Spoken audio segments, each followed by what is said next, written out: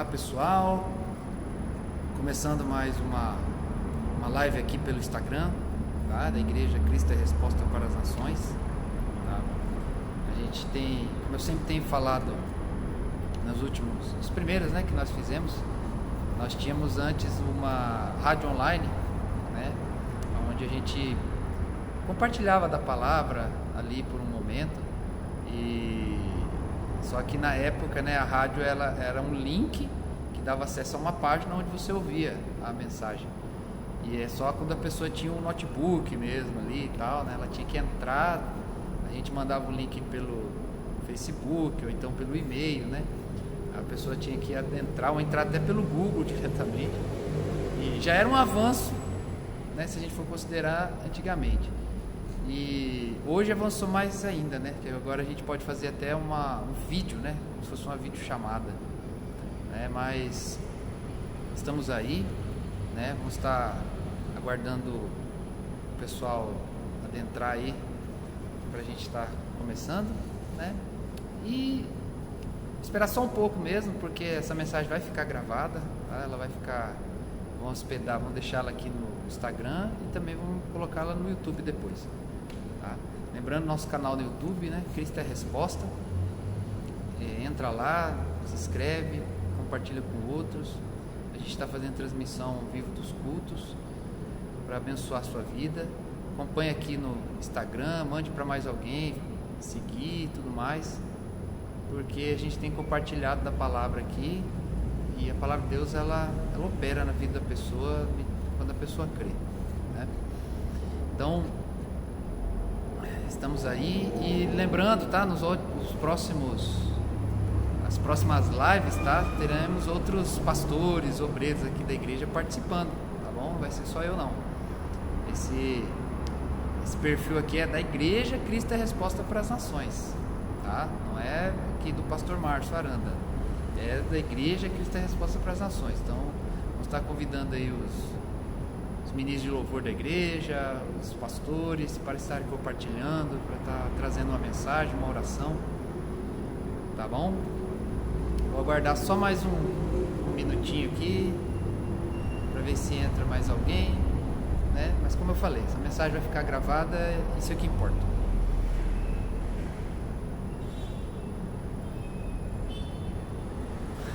Toma aqui, França, Pastor Francisco, nosso amigo.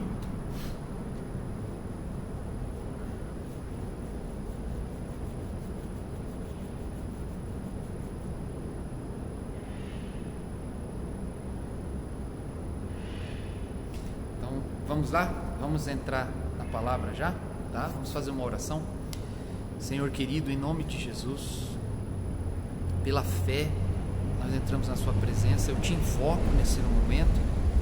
Eu te invoco na operação dessa palavra, desse trabalho, que o Senhor faça a tua obra sobre nós. Repreendo toda a fortaleza do inimigo, repreendo toda a operação das trevas e declaro o teu favor sobre este momento. Perdoe as nossas falhas, fraquezas, estende o teu reino, aonde essa palavra chegar, que a unção venha tocar de alguma forma, orientar, designar, nos levar a compreender o teu propósito nesses dias, Senhor, em verdade. Livra-nos da mediocridade espiritual, livra-nos da hipocrisia, em nome de Jesus. Eu declaro o teu favor, declaro o teu poder, em nome de Jesus Cristo. Amém. Amém, pessoal? Eu vou ler para nós hoje, tá? 1 Samuel 7, fala assim: os homens de Kiriat Jearim vieram para levar a arca do Senhor. Eles a levaram para a casa de Abinadab, na colina, e consagraram seu filho Eleazar para guardar a arca do Senhor. A arca do Senhor, a arca permaneceu em Kiriat Jearim muito tempo. Foram 20 anos, e todo o povo de Israel buscava o Senhor com súplicas. E Samuel disse a toda a nação de Israel: se vocês querem voltar-se para o Senhor de todo o coração, livrem-se então dos deuses estrangeiros e das imagens de Astarote Consagrem-se ao Senhor e prestem culto somente a Ele, e Ele os libertará das mãos dos filisteus. Assim os israelitas se livraram dos Baalins e dos postes sagrados e começaram a prestar culto somente ao Senhor. Eu preguei em 2 células hoje, essa semana, essa mesma palavra, né? Mas é até interessante, quando a gente prega a palavra, a gente aprende, né? Então, até agora, no momento que eu estava lendo, não entendi mais algo ainda acerca dessa palavra. Então, vamos entender aqui, né, e buscar em Deus uma reflexão do que representa. Primeiro, quando você lê o Velho Testamento, ou na verdade como qualquer parte da Bíblia, você tem que ler, ter uma consciência de interpretação do texto, tá, gente? Isso é o básico, tá? É claro, você não precisa ser ninguém instruído, nem formado em teologia, nem um hermeneuta expert com doutorado, tá? Tudo isso é bom, isso tudo é bom, mas não é disso que eu estou falando. Estou falando que você tem que ter o mínimo de sensibilidade para ler e saber ter uma interpretação. E se você não tem uma instrução, você pode pedir isso para o Espírito Santo, que ele abre sim sua mente, seu coração, para ter a interpretação certa do texto, né? E também você tem que ter um coração humilde também, a gente não pode deixar de falar, né? Por quê? Porque a Bíblia mesmo fala, Jesus mesmo fala, quando Jesus subiu, depois que ele ressuscitou dentre os mortos, Jesus Cristo ressuscitou, tá? Às vezes você só precisava ter uma consciência maior de que Jesus ressuscitou para você vencer o seu problema. A Bíblia diz que ele concedeu dons aos homens e colocou alguns como mestres da palavra. Então, ou seja, pastores, evangelistas, profetas, ou seja, estruturas dentro da igreja para nos ensinar a palavra. Então, a gente tem que, até li essa semana, né, Provérbios 5 fala da pessoa que ignorou a sabedoria, não deu atenção aos seus mestres, ela vai ter uma vida sofrida, ela vai ter uma vida lamentável no futuro. Por quê? Porque foi o próprio propósito de Deus. Deus estabeleceu apóstolos, Deus estabeleceu profetas, Deus estabeleceu mestres, ou seja, a estrutura ministerial da igreja é um mecanismo de transmissão de conhecimento de Deus. Se foi o próprio Deus que estabeleceu, né? Jesus chegou para Pedro e falou: Pedro, sobre essa pedra edifico a igreja, né? Então tu és Pedro, né? Então sobre você, então através dele.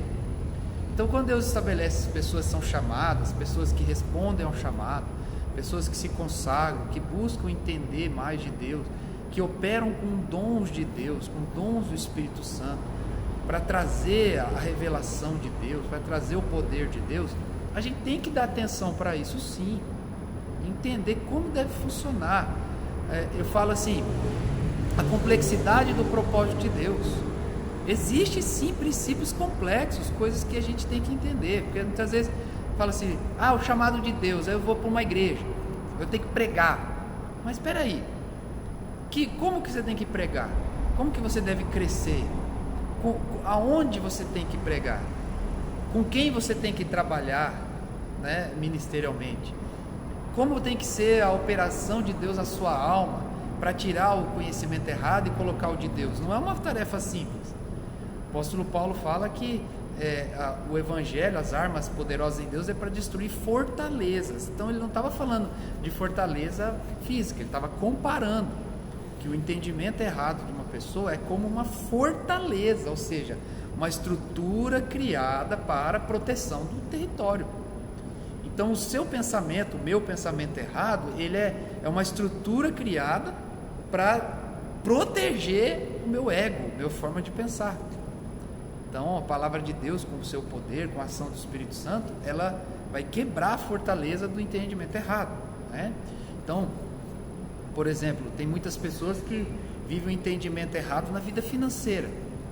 Elas pensam assim que Deus não abençoa financeiramente, que dízimo não precisa dar, ela não se importa com oferta, em ser generosa, ela tem uma fortaleza de que sempre as pessoas têm que fazer algo por ela.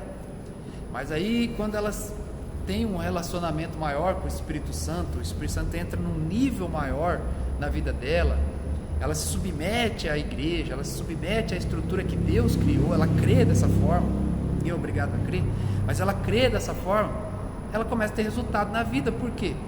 A fortaleza do entendimento errado dela morre, é quebrada. Então daqui a pouco ela começa a pensar igual a palavra, ela começa a ser generosa de acordo com a palavra, por exemplo. Ela começa a ser um dizimista que faz pela graça de Deus. Ela começa a ser um ofertante, aquela pessoa que separa ali do que é seu para ofertar, para abençoar a vida de outras pessoas, sabe? Ela começa a praticar essa generosidade. Então vai se destruindo uma fortaleza e Deus pode agir mais na vida dela. Então você que está me ouvindo, Jesus Cristo te ama, Deus te ama. Jesus morreu por você, mas Ele te deu o Espírito Santo para você conhecê-lo mais. Muitas vezes a gente tem a fortaleza seguinte, de que a nossa fraqueza nos afasta de Deus, de que o nosso erro não nos permite nos aproximar de Deus. Eu tenho uma notícia para você. Você tem que entender que o seu pecado e sua fraqueza não são maiores do que o amor de Deus. Eu não estou falando aqui também que você tem que pecar à vontade. Estou dizendo que isso não pode te afastar de Deus. Pelo contrário, você tem que reconhecer o amor dele e buscar ele ainda mais. Mas voltando para o texto, o que estava acontecendo em Israel nessa época? Em Israel, o povo tinha se voltado para o Senhor, né? O profeta Samuel era o juiz de Israel, e naquele momento ele dá uma direção para o povo. Interessante que o trecho diz que eles estavam buscando ao Senhor há 20 anos. 20 anos, gente, é quase uma geração, né? Uma geração, ela vai mais ou menos 25 anos, né? Considerado. Mas, então 20 anos ali era uma geração, já havia uma geração buscando o Senhor, que eles estavam, o período de uma geração. Mas aí Samuel, né, uma sensibilidade em Deus, ele vem e convida o povo a fazer algo mais. Ele fala assim: se vocês quiserem o Senhor de todo o coração. Aí você fala, o trecho está dizendo que o povo buscava o Senhor há 20 anos e fazia até súplicas a Deus. Será que isso não era buscar de coração? Aí eu falo que tem que ter o mínimo da interpretação do texto. Se Samuel faz esse convite, essa instrução, é porque eles não estavam praticando isso. Eles não estavam indo num nível a mais. Eles estavam no nível de comodidade espiritual, né? De que a gente já tinha alcançado um nível em Deus, e muitas vezes pessoas que pensam assim nem esperam mais de Deus na vida delas. Elas já se acertam ali, sua vida ministerial é aquilo mesmo, vida financeira é aquilo mesmo, vida de oração é aquilo mesmo, sabe? Alegria, satisfação é nas coisas do mundo. Ela não acredita que Deus tem um lugar de satisfação, ela não se importa em temer as coisas de Deus. E Samuel chega e fala assim: pessoal, eu vou fazer essa mensagem resumida, gente, porque a gente tem pouco tempo aqui, mas você vai entender, vai te edificar, creia nisso. Então Samuel, né, voltando, Samuel diz para o povo: vocês querem buscar Deus de todo o coração? Livrem-se dos ídolos. Mas o interessante é que ele fala assim: e da deusa Astarote. Fui inspirado a compreender esse trecho porque uma pessoa me perguntou essa semana sobre esse trecho. A pessoa me perguntou assim, um jovem: por que ele fala se livrar-se dos ídolos e da deusa Astarote? Por que ele menciona a deusa Astarote separado? Você já tinha falado para se livrar dos ídolos. E é interessante que me levou a pensar também, né? E eu lembrei daquele trecho onde os anjos aparecem para Maria, lá no final do Evangelho de João, né? Aparecem para as mulheres, e aí eles dizem: vá e diga aos discípulos do Senhor, né? E a Pedro que ele ressuscitou e vai encontrá-los com eles depois. Então é interessante, por que ele ressalta discípulos do Senhor e a Pedro? Se falasse só os discípulos, Pedro estava mais do que incluído entre os discípulos. Mas aí você vê a diferença que tem, porque Pedro havia negado o Senhor 3 vezes. Talvez na cabeça daquelas mulheres, o Senhor já tinha rejeitado Pedro, e ele já nem era considerado mais um discípulo. Mas os anjos, né, sabendo como era a natureza humana e falando da parte de Deus, mostrando como Deus pensa, que é diferente do homem. Deus não vê o que o homem vê. Ao contrário, o homem não vê o que Deus vê, né? Deus não vê como o homem vê, né? Melhor. Então os anjos falam assim: avise os discípulos e Pedro também, tá? Pedro está incluso na fita, na parada. Então ele ainda é um discípulo, então avise a ele. Então esse trecho sugere quase que a mesma ideia. Ele fala assim: afastem-se dos postes ídolos e da deusa Astarote. Mas aí você para perguntar, por que que ele ressalta, faz uma saliência sobre a deusa Astarote, se ele já havia falado dos outros ídolos? Porque tudo o texto vai sugerir, né, você vai fazer uma dedução interpretativa, que ele tinha que mencionar Astarote, porque Astarote já estava tão normal na idolatria no meio do povo, que ele tinha que mencioná-la sobre desistir dela também. Você entendeu a ideia? Então Samuel vem e fala assim: afaste-se dos ídolos. Mas eles estavam tão acostumados com Astarote que ele poderia falar, eles poderiam achar: ele não falou Astarote, então não precisa dela. Isso é um subconsciente. Mas ele mencionou: afaste-se dos ídolos, e de Astarote também. Isso mostra que eles já estava normal para eles adorar Astarote. Ainda que havia um nível de idolatria, né, com relação aos postes ídolos sagrados que eles diziam, havia um nível maior de comodidade, de normalidade em adorar Astarote. E aí Samuel teve que mencioná-la, né, a parte dos outros ídolos. O que isso quer dizer para nós? Os postes ídolos, eles querem trazer a nós os pecados, as coisas que nos afastam de Deus. O tipo de adoração que havia naquela época, né, que era através da lei, o que impedia uma pessoa de praticar a lei, de oferecer sacrifícios a Deus, naquela época, era o fato dela adorar outro Deus. Então, por exemplo, ela não adorava o Deus de Israel, ela adorava Astarote. Então, ela se dedicava a Astarote, ela fazia coisas concernentes a Astarote, sacrifícios para Astarote. Mas quando eles se voltavam para Deus, eles faziam sacrifícios para Deus, eles pensavam em Deus, acreditavam em Deus, renunciavam coisas por causa do Senhor Deus, nosso Deus.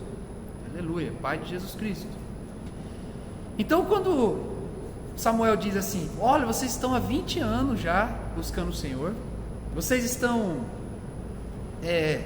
fazendo súplicas a Ele, mas Deus quer algo a mais.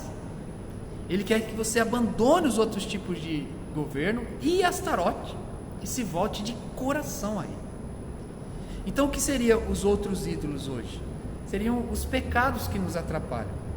Só que você tem que entender uma coisa: para Deus, Ele quer que você reconheça o pecado.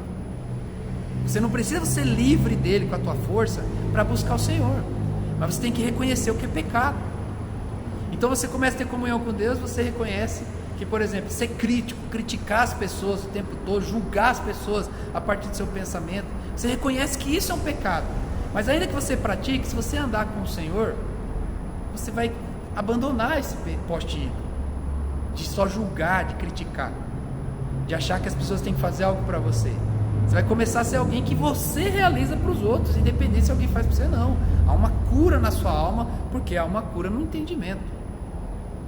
Agora, por outro lado, alguns pecados na vida das pessoas, não digo nem pecado, porque às vezes a pessoa nem vê mais como pecado, algumas atitudes na vida da pessoa se tornam normal. Lembra que eu falei que ele teve que mencionar Astarote, a parte dos outros ídolos, porque já parecia normal adorar Astarote? E é isso que eu quero dizer, é isso que a palavra quer dizer, que muitas vezes nós consideramos algumas coisas normal na nossa vida. Então a gente não tem um esforço de querer abandonar aquilo, porque a gente nem acha que é errado. Então vamos dizer assim, a pessoa, ela já vê como normal criticar os outros, como eu falei, criticar a igreja, criticar o pastor, criticar os irmãos. Aquilo é normal para ela. Aí Deus vem e fala assim: abandone o seu pecado de moralidade sexual, abandone o seu pecado de mentira, de roubo, né, de ser mundano, e pare também de criticar as pessoas. Porque se Deus falar para a pessoa só esses pecados, ela não vai ver que esse de criticar é um pecado, porque já se tornou normal, é um Astarote para ele. Outro pode ter um outro tipo de pecado normal, que normalizou, um novo normal, né, na vida dele. Muitas vezes o fato de não ir à igreja, não orar, para ele é normal, mas aí ele tem um nível de comunhão Primeiro, tem pessoas que têm nível assim: ah, Deus existe, amém, Deus é bom. Tem pessoas que têm outro nível: ah, eu acredito que Deus existe e eu vou na igreja. Aí existe o nível que Deus quer.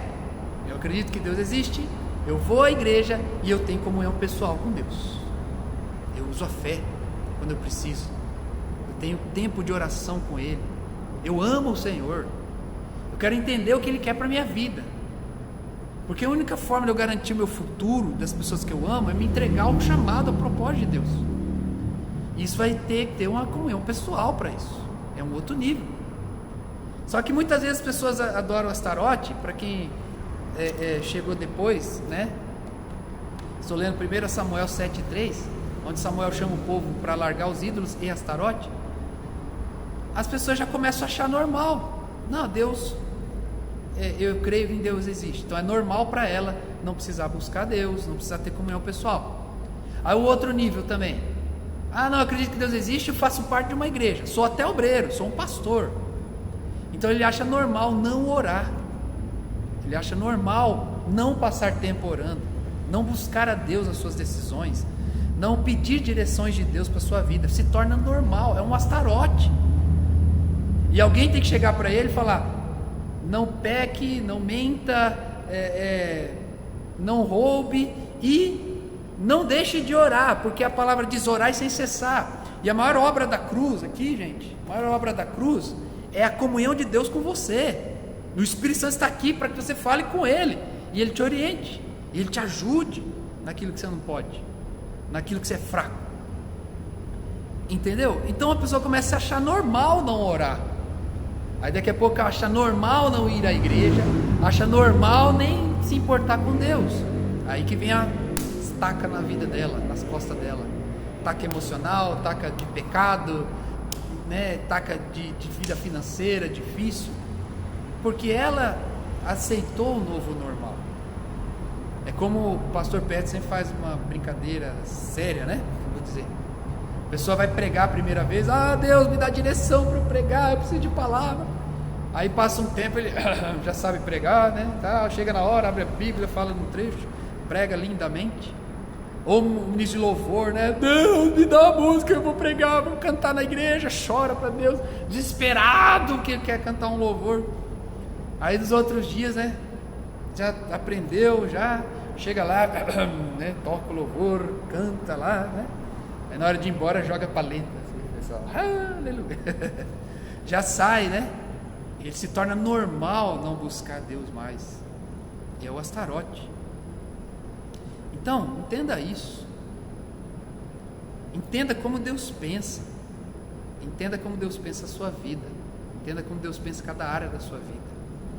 Igual da vida financeira, a pessoa tem maior temor: não, vou entregar o meu dízimo à obra de Deus, né? Eu estou reconhecendo que Deus está me abençoando. Aí essa pessoa começa a ser alguém mais bondosa, generosidade, oferta, ajuda outras pessoas a crescerem, oferta na vida de um pastor, oferta na igreja, nos projetos da igreja, né? Porque aquilo vai abençoar, vai alcançar pessoas. Ela tem essa consciência.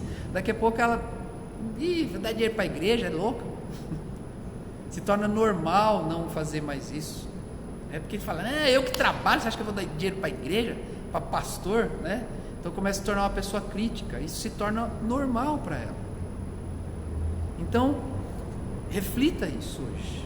Eu vou encerrar por aqui. Reflita nisso. Reflita, entenda o que é normal para Deus. O convite de Deus é você buscá-lo de todo o coração. O convite de Deus é você buscar com as suas forças, com a sua alma, entregar toda a sua vida ao Senhor, todo o seu pensamento, todo o seu sentimento, todos os seus julgamentos, entregar para Ele, todas as suas ideias, entregar tudo. O Senhor quer você, quer comunhão pessoal com você. Você que está me ouvindo, você que vai me ouvir, Deus quer comunhão pessoal com você. Deus quer curar você.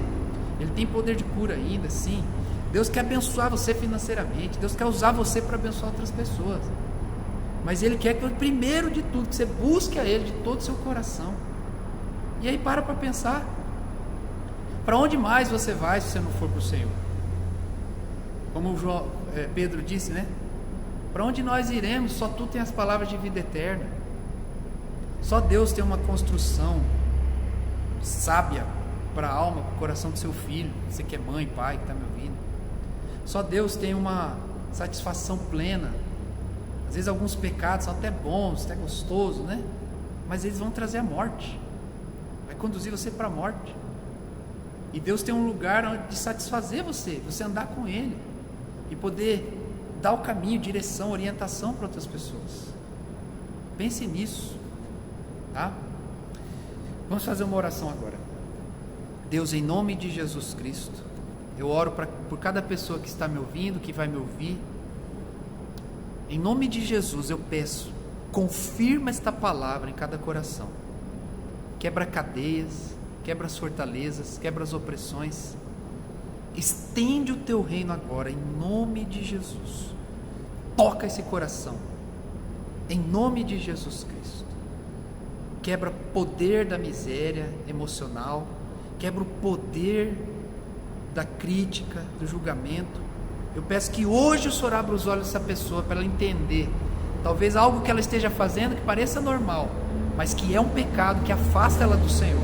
Ajuda-nos a sermos livres hoje, em nome de Jesus, porque está escrito: conhecereis a verdade vos libertará.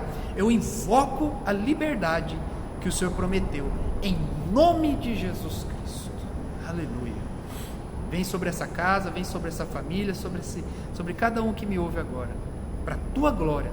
Toca com o teu poder, em nome de Jesus. Amém. Bem, pessoal, então estamos caminhando para encerrar, tá? Eu sou o pastor Márcio Aranda, aqui da Igreja Cristo é Resposta para as Nações.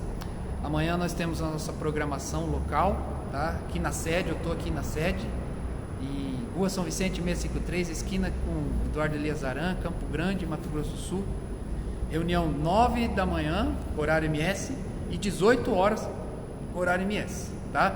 Transmissão pelo YouTube. Você que está fora de Campo Grande pode assistir pelo YouTube nesse horário ao vivo, tá bom? Temos a Igreja Jardim Tarumã também aqui em Campo Grande, tá? Amanhã, culto da família lá, às 9 da manhã, horário MS também, tá? E você que está me ouvindo, né? Pode ser tanto que está aqui na live ou depois, se quiser conversar alguma coisa particular, se quiser uma oração especial, se você que sentiu no coração de entregar seu dízimo, sua oferta, pode falar comigo aqui no direct aqui, tá? Desse perfil. A gente tem um número de Pix, você pode ofertar, entregar seu dízimo, sua oferta, tá? Aquilo que você sentir no coração para contribuir com a obra de Deus, tá? Se quiser conversar, tem um aconselhamento à parte, a gente também pode conversar por lá, ou outras formas, né? A gente pega outras redes sociais, tá bom? Ou um pedido de oração especial também, tá? Que Deus abençoe a cada um. Em nome de Jesus, bom fim de sábado e bom fim de semana, bom domingo para todos aí, tá bom? Deus abençoe a todos.